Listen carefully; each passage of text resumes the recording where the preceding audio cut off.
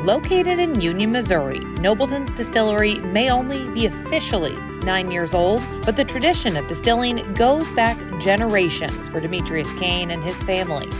They can trace the beginnings all the way back to 1575, with the start of distilling in 1824. If it wasn't for prohibition, they never would have stopped. Demetrius shares his deep family history and knowledge of whiskey and spirits in this week's episode. At Nobletons, they pride themselves on the idea of crafting something from ground to glass, and have since expanded beyond whiskey to a lineup that includes vodka and gin. Let's meet Demetrius. Well, thanks for joining us on the podcast. Absolutely. Thanks for having me. So we're sitting in the tasting room here. Yep. Something that you said wasn't always part of the plan? Yeah, so when we started, we never thought we'd be open to the public. It was one of those things that it was kind of a by request. Mm-hmm. We kind of opened this up to everybody. And originally we only started at Friday and Saturday. Mm-hmm. So we originally were just open Friday afternoons and then Saturday afternoon. Because it was primarily just me and a couple other staff members that would run it. Now I've gotten where it's quite a bit bigger and it's taken off. And so now we have multiple bartenders and staff that help us run it. But yeah, we started out with a card table and folding chairs, and we would just run it, come in the man door on the side of the building. And it was people, 90% of the people were like, am I in the right place? I'm like, yeah, or come outside and wave at you like I did today. Right. Cause I'm still used to people not knowing where we are. Our sign's horrible. I did see it. So yeah, it worked. That's good. I spotted it. Yeah. You just had to squint really hard and be like, what is that? Who'd put up a sign that dark? But yeah, we never planned on doing this. I'm an introvert by kind of, I'm an introvert by childhood. Mm-hmm. So I grew up on a really big ranch in Northern Oregon. And so, give me a bottle of whiskey and a field to sit down in, and I'll sit there all day. That's your ideal situation? Exactly. When you had those requests, when people were coming by, what was it like to sort of hear that people wanted to kind of sit within your space? Yeah. And be together? So for a long time, it was I was like, well, we've got plenty of folding chairs and picnic tables.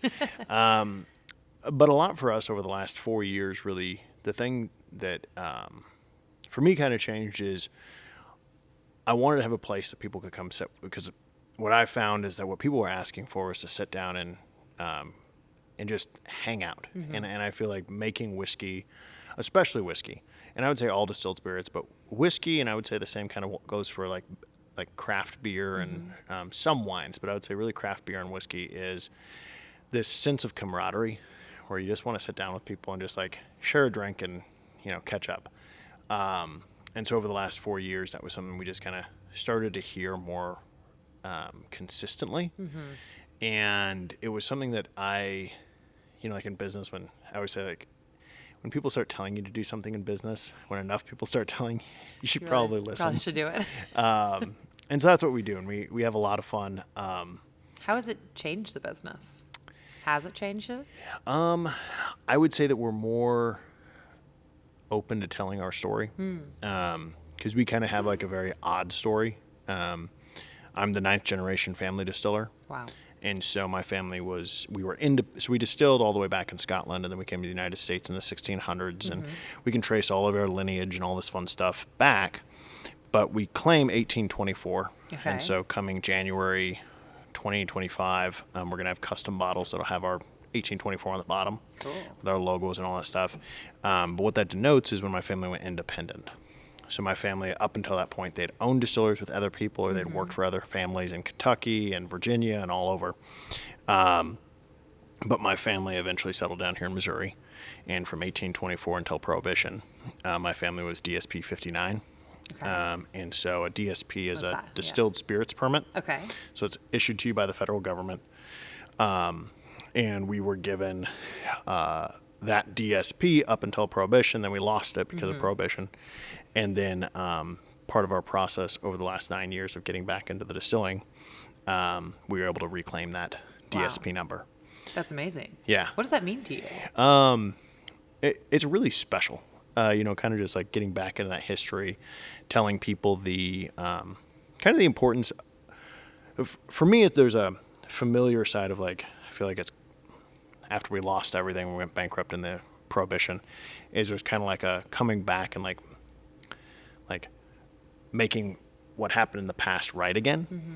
But I think for like really what we're chasing is, you know, the entire reason we have the tasting room is because we've been supported so amazingly by our community. You know, I think sometimes people forget with businesses, it's like the only way you have a business is to have, if you have people that support you. Yeah. And it's like, you know, nobody's buying what you're selling, you don't have a business.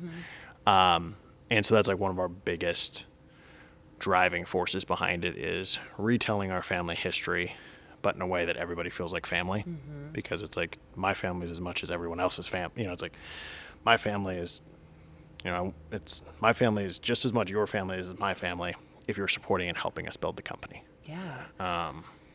So before we get to sort of the more now, I am so curious about the past. So from 1824 up until Prohibition, tell me a little bit about what your family did, you know, what that looked like pre-Prohibition. Yeah. So, so we were agricultural distillers. Okay. So when you think of what you see today in some wineries, not all wineries, but a lot of wineries still grow a lot of their own grapes. The same thing was how we were. So there was two different types of distilleries. You had industrial distilleries, which were in the cities. You had industrial breweries, which were in the cities. And then you had estate distilleries and estate breweries and estate wineries. And essentially what an estate distillery was back before Prohibition, pretty much anymore, you don't really have very many ground to glass distilleries. Okay. There's only a few out there, and all of them we're all very unique in the way that we do things.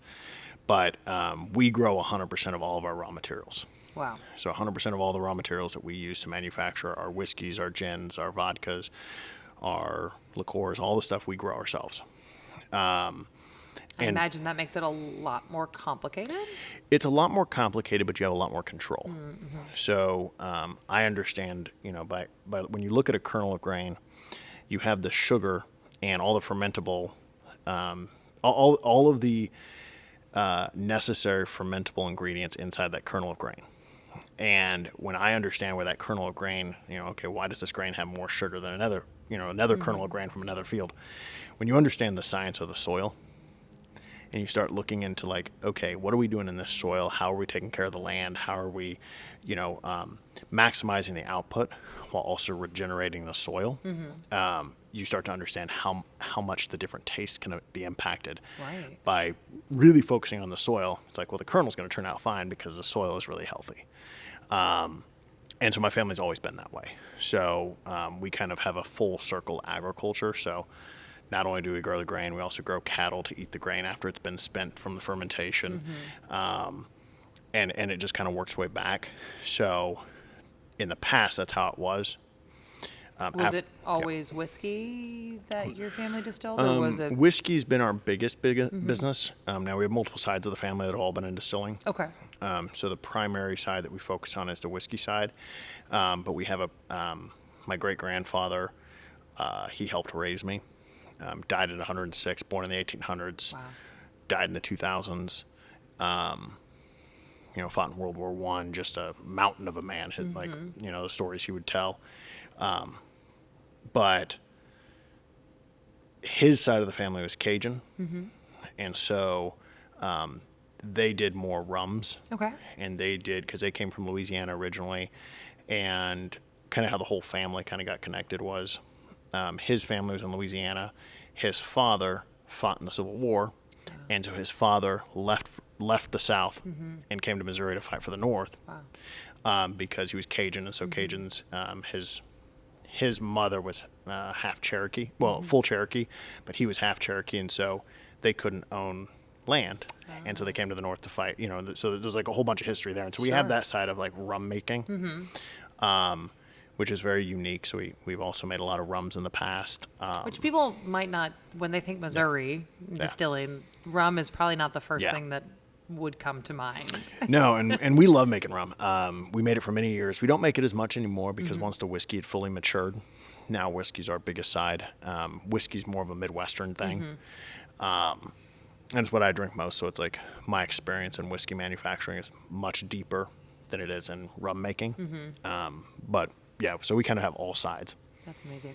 Okay, so we got a little bit of the past. Now I want to Yep. talk about sort of the now, or at least the more recent past. So when did you decide that you wanted to get back in the family business? Or was there ever a time that, I mean, obviously you were a child, you probably weren't in the family business, but maybe you were. I don't know. Yeah. Tell me a little bit about how you got back into it. Yeah, so there's a lot of family traditions. And a lot of those traditions were, there's multiple different ways of putting it, but I grew up in and around the storytelling from about the time I was 6 and, continued on. And so there was a lot of knowledge that was gained over those years. Sure. And, all through my childhood, my grandfather teaching and training me in multiple things, agriculture, everything. And then from there, about 9 years ago,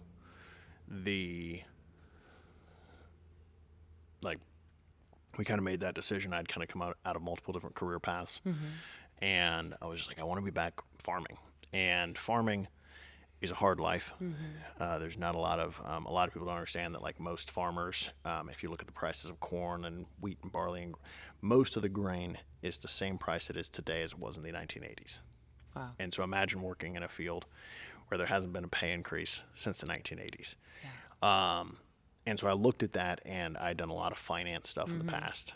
And so I was like, well, that's not really a good, I was like, that's a bad, career bet. But what I really enjoy is streamlined efficiencies, and I really like problems. And so I looked at it from, okay, how do you actually build something that's, so if we're farming the grain, we also streamline the process of how we mill it, store it, malt it. Well, now let's turn it into, something else. And so then we started our food sides, where we, started selling flours and grains and all these different things. And I was like, well, if we're already milling it, we're already producing all these, specialty flours that are kosher and, all these different things. Why don't we distill some of it? And so then we started getting back into that side of the business. Started in 9 years ago. It was a 275 square foot garden shed on my farm. Wow. It's 18 feet tall. And we did that because, if Franklin County Building Authority's listening, I'm not sure they're amongst our listeners, but that's hey, probably if good. you are. Let's not market to them. But no, and we've got amazing officials everywhere we've worked in. But Franklin County Building Code at the time is anything under 300 square feet.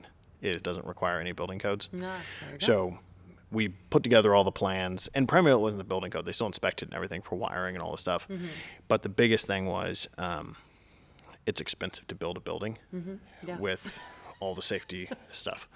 And so that's how we kind of did the first time, just to kind of get up and running. And what did that look like? I mean, when you were kind of like, okay, I'm going to dive back into the family business, really, what did it look like? What did you want to come out of it? Well, for me, it was more of just, I essentially wanted to be able to make a barrel of whiskey for my kids for when they got married, so that I could pass down some of that lineage, and, so that was kind of the idea. And I didn't want to do it illegally, so it's like I wanted to, do it the right way, because having lost that heritage is something that, there's always that kind of thing, and everybody has it in their family like that. That one person's like, oh, well, I invented that, but they didn't, somebody else took the idea or whatever. Every family has something that they're like, oh man, I wish we would have done this. And having kids, I wanted to kind of end some of those for them of like, well, if you want to do something, you can do anything, be whoever you want to be. And I was like, the best way to, in my opinion, to do that was to, well, for me, let's go do something that I think would be really fun. I definitely never thought this. When you were in that 275 shed, did you imagine this kind of space? No. What's the space here? We're at 30,000 square feet. Okay, just a wee bit bigger. Yeah, a wee bit bigger. And this is one of 3 buildings that we have. Wow. And we've kind of, the way that we built the business is we've never overextended ourselves. We never took on debt to build it. we just built it with what we had. So, when you walk in, it's like all of our walls and all this stuff, it's kind of a unique paneling design, and that's because I have never figured out how to drywall to save my life, let alone 14-foot tall walls. And everybody comes in and they're like, that's so unique and cool. And I'm like, yeah, it's because I don't know how to do stuff. Which is nice, because then when people are like, what do you don't? They're like, what else do you? It's like, seems like you know how to do anything. And drywall. And I was like, I can't do drywall. Not on that list of skills. And so it's one of those things that is kind of funny, because it comes up quite often when we're talking about, growing up on a farm or this or that, that like people bring up, they're like, what don't you know how to do? And I was like, well, let's start. There's a whole list in this distillery of things I don't know what I'm doing. And drywall is one of them. That's hilarious. But yeah, I still, every day when I come in, it's like, I still don't think it's real. It's like you open the door and it's like, man, I still have the alarm code. Nobody's locked me out yet. Yeah. But yeah.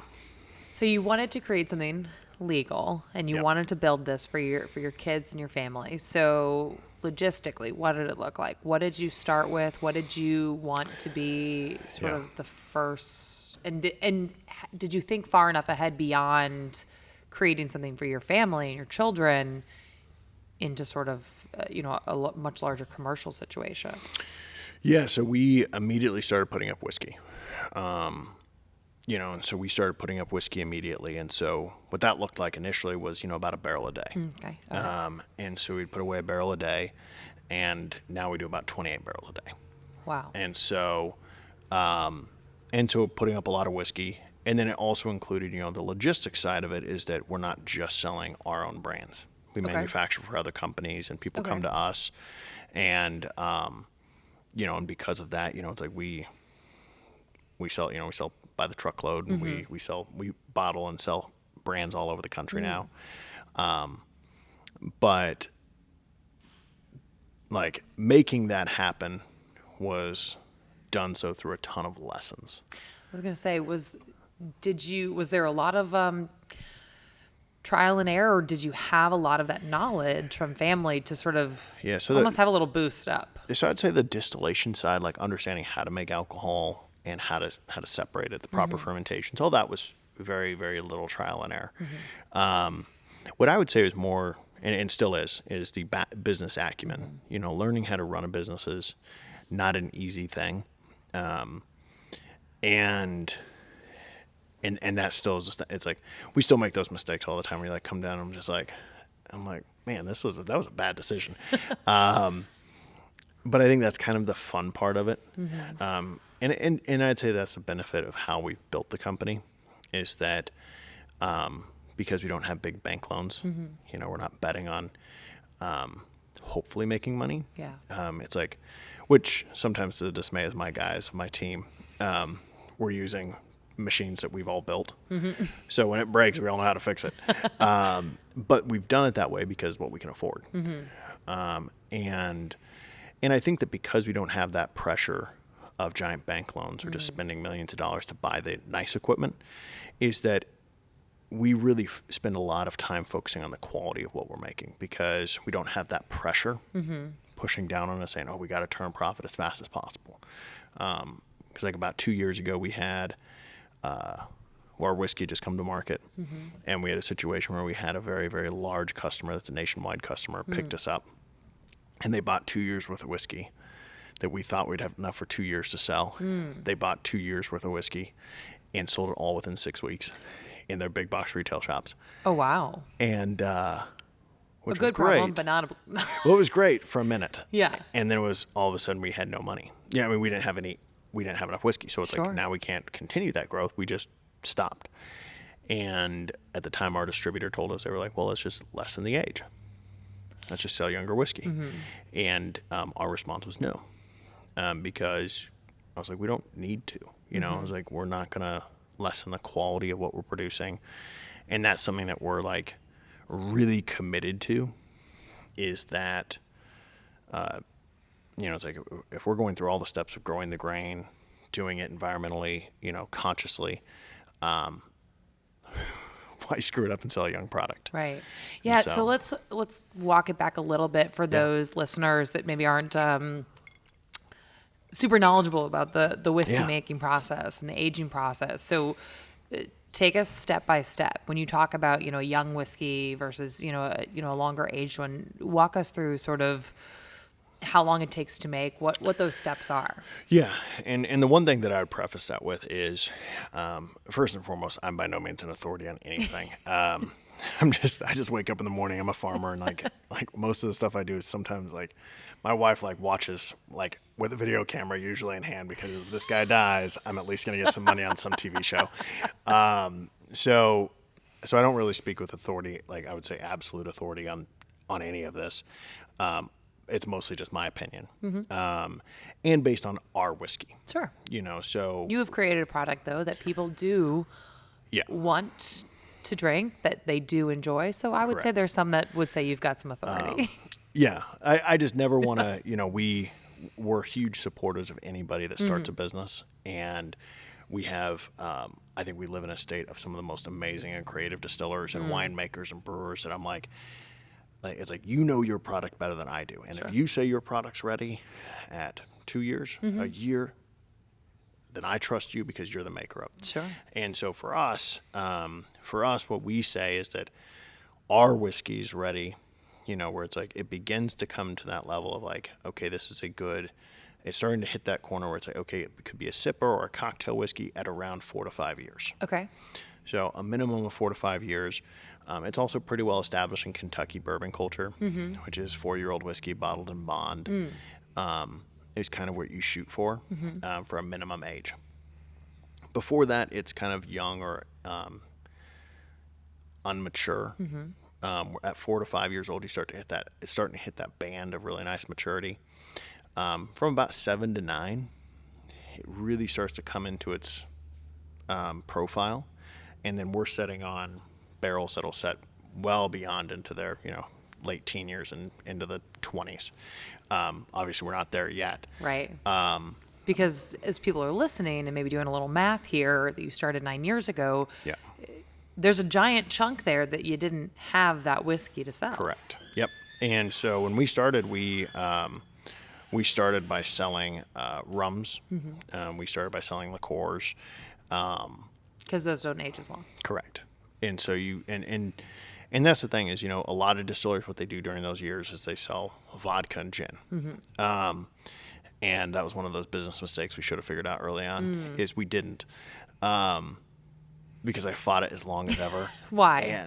Because in my mind, in my young business years, I was like, whiskey's better than vodka, and we won't make vodka. And I think every distiller goes through that. And now we make a phenomenal vodka. And it just kind of came down to, I was like, I'm sick and tired of buying other people's vodka because I'm drinking dang vodka on the river because I don't want to drink whiskey. And so I'm putting this in my lemonade, and I was like, this is ridiculous. So we started so last year, I think we launched a vodka, and now it's just super popular. And I was like, and that's one of those business decisions when you talk about those mistakes. It's, as my wife puts it, she's like, it's called being a stick in the mud. And I have a bad habit of being a stick in the mud sometimes. But I think, luckily for us, it's learning lessons that you can look back and like, man, we probably would have made more money. But when you're not in the business to just make money, and it's more of for me, it's like, it's a photo album. Right. There's going to be photos that people look at and they're like, man, that guy looks stupid. That was me. And that's kind of how I look at, bad, maybe not bad business decisions, but just it would have been more learning lessons. Yeah, learning lessons, or you could probably fix that if you did a little bit of research. But I did research. It just took me years to figure out the research. So when your first whiskeys were ready to come to market, what was that like for you? I didn't sell them. I held on to them, and I didn't tell anybody we had them for another year. Really? Yeah. Why? Because I think that we're all our own worst critic, and it's still something that I fight to this day. I make our whiskey I make our whiskey the way I like it, and I don't really ask. So we don't do awards. Okay. We don't send our whiskeys out for awards. All right. Now people buy our whiskeys and they put them in awards, and some of them have won very, very, very good awards. But I kind of like the idea of just making something because you love it. It's like, don't make art for the people looking at it, make art for like makes you feel alive. And that's why we make whiskey. It's, I make whiskey because I want to, you never know when you're going to spend, a last moment with somebody. I'd rather be able to share a bottle of whiskey that I made with someone close to me. Sure. And that's kind of like what we chase. And so I still struggle with selling it to this day. Like we have tours and people are just like, why don't you sell more? And I was just like, I like this. What was that feeling though, when you got to, whether it was watch somebody, like a stranger, obviously you had shared your whiskey with friends, family, I'm sure, but what was it like to sort of send it out into the world, if you will, know somebody was not only buying it, but rebuying it and really enjoying it? What was that feeling like for you? Well, so I'll back up a little bit. I told my wife when we were starting, I said, the first time that I have a stranger that has no bearing, tell me that they love one of our products, that's going to be like a moment. I'm like, I hope someday for this to happen. And so what's funny is it just happened last Christmas.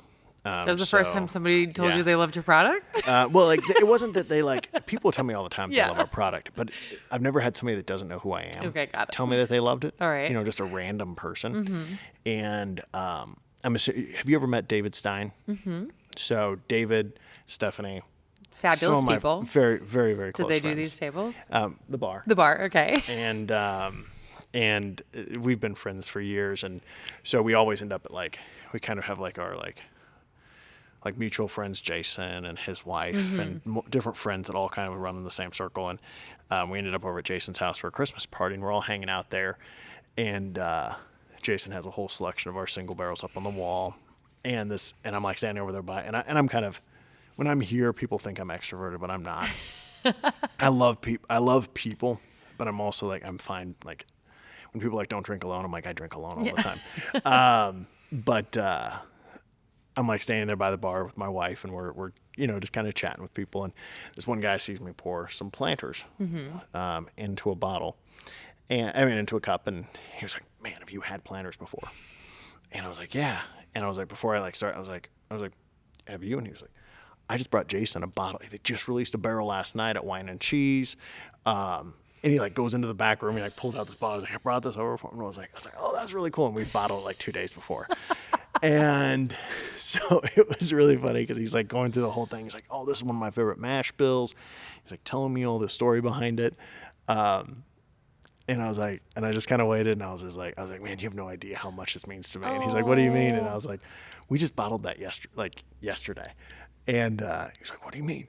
And I was like, "Well," I make it. And it was just a moment where he was super excited, and it was really interesting for me to hear what somebody thinks independently. Really out of the, they had no concept of who you were. And that's that really organic feedback, if you will. Yeah. And that was really cool. Cause then, it was why do you, cause one of the things is I was like, well, why do you like it? And he was like, "Well, I love the stories, and every single barrel we have has a different story on the side. Oh, the awesome. Name of the barrel and all this stuff." And he was talking about the story. And he's like, "I just love sharing these with friends," and that meant a lot to me. And since then, Shelby and I, the guy, we've stayed in contact. He comes out and here get whiskey, and it's and that was kind of that was before we opened up to the public, and that was part of that driving force behind it, with those kind of interactions of I want to give the people that have had the faith in us to buy bottles of product and whiskey and share them with friends. I wanted to give them a place. It's you've supported us for 9 years. Right. And I want to give you a place to come bring your friends and family. That honors that member, your trust in us. And so, yeah. You talked about this idea of distilling and creating something for your children. Do you ever really kind of stop and think about how many people are sharing those bottles over their big life moments, those weddings, those, births of their children? Yeah. And that's one thing that we really hope for, because that's what we try to share every weekend here. It's we've had many people where they're we've had multiple people buy barrels of whiskey for their weddings. We've had multiple people buy bottles of whiskey that was distilled on the same day, as, one of their grandchildren was born, and stuff like that. Like, we have people reach out to us all the time for requests like that. They're like, hey, what barrels are you putting up today? I want to buy a bottle of that barrel because my kid was born this morning. And those are things that, like, get me emotional. Yeah. Because I'm like, man, like, I pour everything into this, but the fact that this means enough to you, and you have the ability to call me, to shoot me a message on social media or call me and just be like, hey, what are you guys doing? I just had a niece or a nephew born, or I just had a son born or a daughter born. I want to get a bottle. What barrels are you putting up?